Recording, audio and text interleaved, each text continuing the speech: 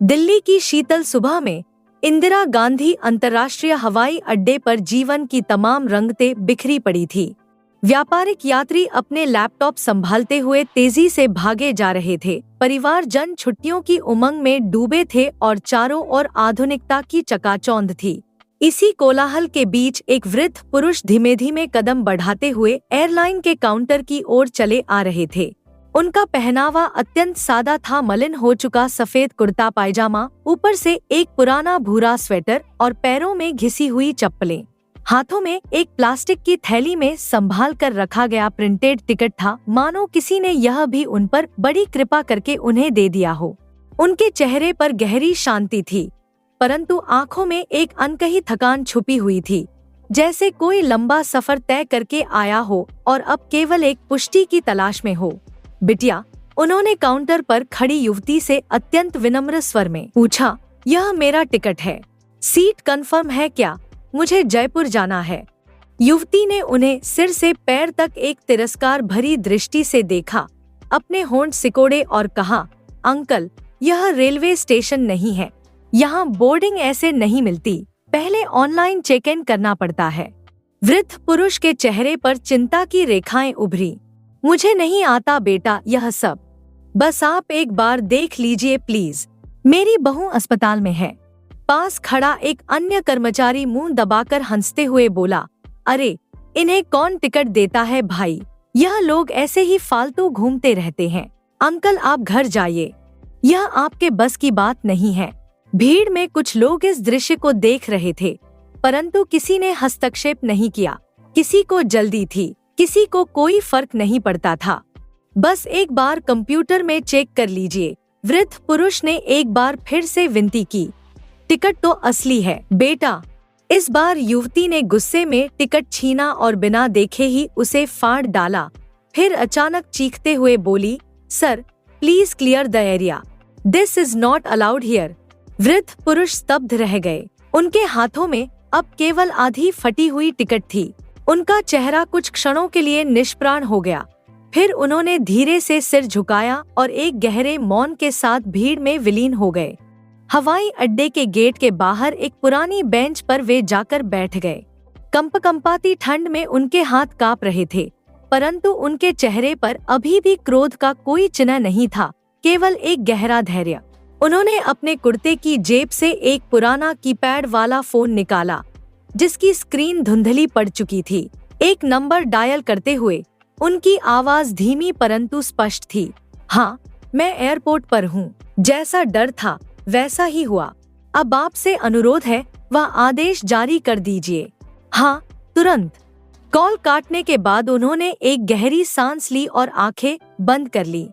कुछ ही मिनटों में हवाई अड्डे के अंदर हलचल मच गई। काउंटर पर काम कर रहे कर्मचारियों को मैनेजर ने तुरंत बुलाया। सभी बोर्डिंग प्रोसेस रोक दो, फ्लाइट्स के क्लियरेंस ऑर्डर स्थगित कर दिए गए हैं। कोई गंभीर मुद्दा है, किसी वीआईपी का केस है। सिक्योरिटी चीफ का फोन बजा। डीजीसीए से कॉल आया है, हमारी आज की तमाम फ्लाइट्स पर रोक लगाई गई है। कोई अत्यंत महत्वपूर्ण वीआईपी मामला है। परेशान स्टाफ आपस में फुसफुसाने लगा, कौन सा वीआईपी, किसने शिकायत की? तभी एक काली रंग की सरकारी गाड़ी हवाई अड्डे के गेट पर रुकी। उसमें से निकले एक वरिष्ठ एयरलाइन अधिकारी, एक निजी सहायक और एक उच्च सुरक्षा कर्मी। बेंच पर बैठे वृद्ध पुरुष अब खड़े हो चुके थे, परंतु वे गाड़ी की ओर नहीं, बल्कि हवाई अड्डे के उसी प्रवेश द्वार की ओर बढ़ रहे थे, जहां कुछ देर पहले उन्हें यह रेलवे स्टेशन नहीं है कहा गया था। हवाई अड्डे का माहौल अब वैसा नहीं रहा था जहां कुछ देर पहले चाय की चुस्कियों और मुस्कुराते चेहरों के बीच उड़ानों की घोषणाएं हो रही थी, बल्कि अब वहां सन्नाटा छाया हुआ था। फ्लाइट बोर्डिंग रुकी हुई थी और तभी एयरलाइन काउंटर के पास वही वृद्ध पुरुष फिर से प्रकट हुए।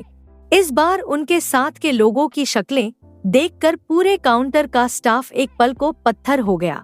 उनके साथ थे एयरलाइन के चीफ ऑपरेशंस ऑफिसर, डीजीसीए, नागर विमानन महानिदेशालय के वरिष्ठ सलाहकार और एक विशेष सुरक्षा अधिकारी। भीड़ हट गई, रास्ता बन गया। जिन कर्मचारियों ने कुछ देर पहले उन्हें धक्का दिया था, अब उनके चेहरे पर पसीना था। वृद्ध पुरुष धीरे धीरे वहीं उस काउंटर की ओर बढ़े जहां उनका टिकट फाड़ा गया था। उन्होंने कुछ नहीं कहा, बस अपनी जेब से एक कार्ड निकाला। उस कार्ड पर लिखा था श्रीमान अरविंद शेखर, वरिष्ठ नागरिक एवं नागर विमानन मंत्रालय के सलाहकार, पूर्व अध्यक्ष, नागरिक विमानन प्राधिकरण। उनकी पहचान देखकर मैनेजर का चेहरा सफेद पड़ गया। डीजीसीए अधिकारी ने गुस्से में कहा, आप लोगों ने इन्हें बेइज्जत किया, बिना आईडी देखे टिकट फाड़ दी। काउंटर पर खड़ी युवती के हाथ से टिकट का फटा टुकड़ा गिर गया। अरविंद जी ने अब पहली बार कुछ कहा, पर आवाज में गुस्सा नहीं, सिर्फ गहरी पीड़ा थी। मैं चिल्लाया नहीं बेटा, क्योंकि मैंने जिंदगी में बहुत कुछ देखा है, लेकिन आज देखा कि इंसानियत कितनी खोखली हो चुकी है। तुमने मेरी टिकट नहीं फाड़ी, तुमने उस मूल्य को फाड़ा है जो सम्मान कहलाता है। भीड़ में गहरा सन्नाटा था। कुछ लोग मोबाइल से वीडियो बनाने लगे। एयरलाइन की सीनियर मैनेजमेंट अब खुद सामने आई। सर, हम अत्यंत शर्मिंदा हैं। पूरी टीम की ओर से हम आपसे माफी चाहते हैं। अरविंद जी ने एक बार फिर मुस्कुराकर कहा, माफी आप उनसे मांगो जो हमेशा से सीधे साधे पहनावे में होने के कारण अथवा वरिष्ठ होने के कारण आप जैसे तथाकथित आधुनिक लोगों द्वारा बेइज्जत होते आए हैं। मेरे जाने के बाद भी किसी और को यह अपमान न सहना पड़े। फैसला तुरंत हुआ। जिन 2 कर्मचारियों ने टिकट फाड़ी थी, उन्हें तत्काल निलंबित कर दिया गया। हवाई अड्डे पर सभी कर्मचारियों को एल्डर डिग्निटी एंड डिस्क्रिमिनेशन पर अनिवार्य प्रशिक्षण दिलवाने का आदेश दिया गया।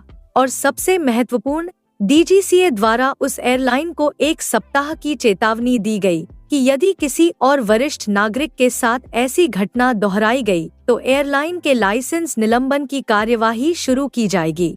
वृद्ध पुरुष का चेहरा अब भी शांत था।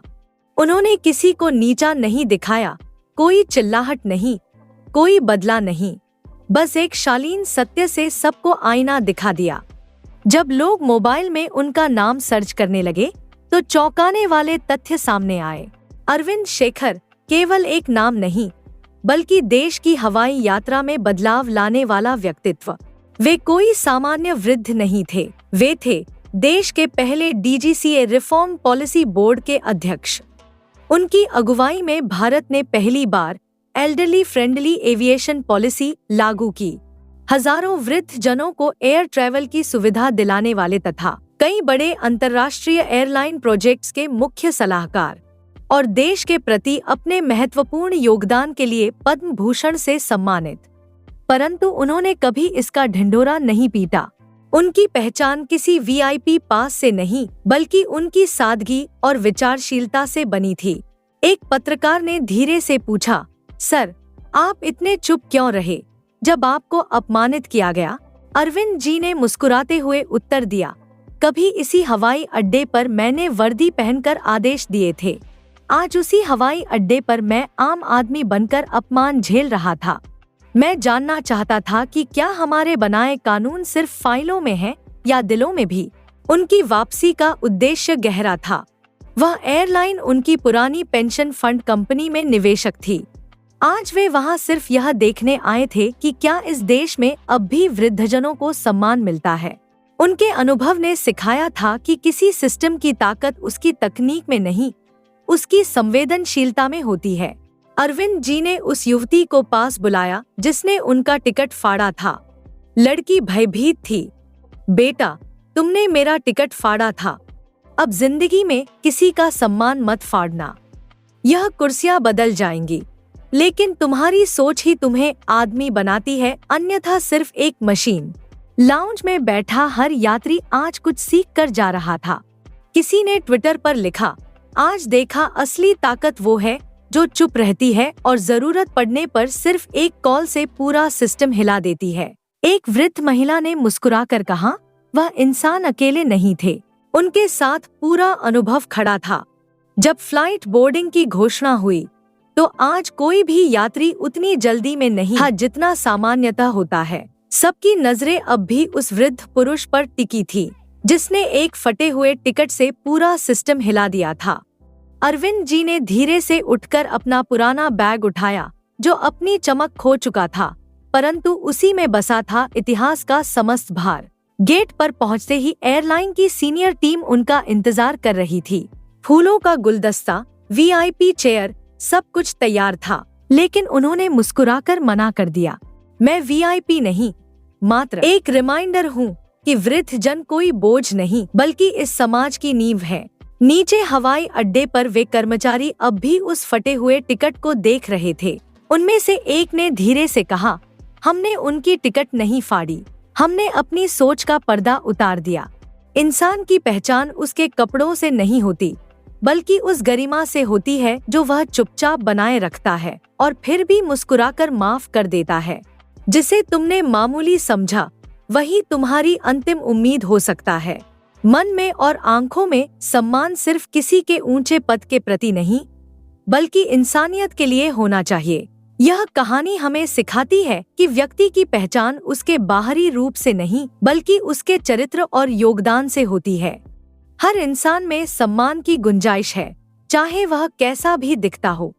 आगे और भी ऐसी भावपूर्ण, सच्ची कहानियाँ सुनने के लिए चैनल को सब्सक्राइब कर लें। मिलते हैं अगली कहानी में, तब तक के लिए नमस्कार दोस्तों, आपका दिन शुभ हो।